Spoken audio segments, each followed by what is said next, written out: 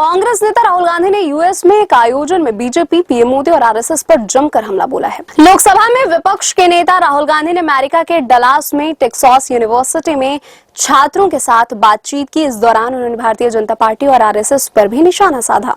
राहुल गांधी ने कहा, आरएसएस का मानना है कि भारत एक विचार है और हमारा मानना है कि भारत विचारों की बहुलता है।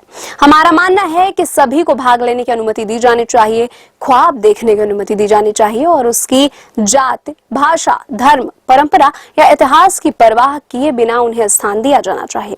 उन्होंने कहा कि यह लड़ाई चुनाव में और भी साफ हो गई जब भारत के लाखों लोगों को यह समझ में आ गया कि भारत के प्रधानमंत्री हिंदुस्तान के संविधान पर हमला कर रहे हैं।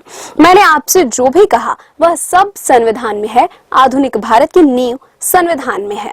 उन्होंने कहा कि मैं महिला सशक्तिकरण में विश्वास करता हूं, यह सुनिश्चित करना कि महिलाओं को बिजनेस में मौके मिले।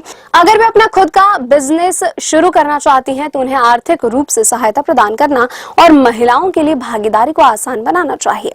महिलाओं के पास कई मुद्दे हैं जिन्हें हमें उनकी भागीदारी को सक्षम करने के लिए उन्हें संबोधित करने की जरूरत है।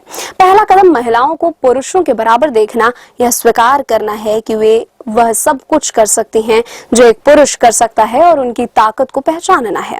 राहुल गांधी ने कहा कि दूसरी बात जो हुई वह यह थी कि बीजेपी का डर गायब हो गया। हमने देखा कि चुनाव नतीजे आने के तुरंत बाद कुछ ही मिनटों में भारत में कोई भी बीजेपी या भारत के प्रधानमंत्री से नहीं डरता था। राहुल गांधी ने आगे कहा कि इसलिए ये बहुत बड़ी उपलब्धियां हैं।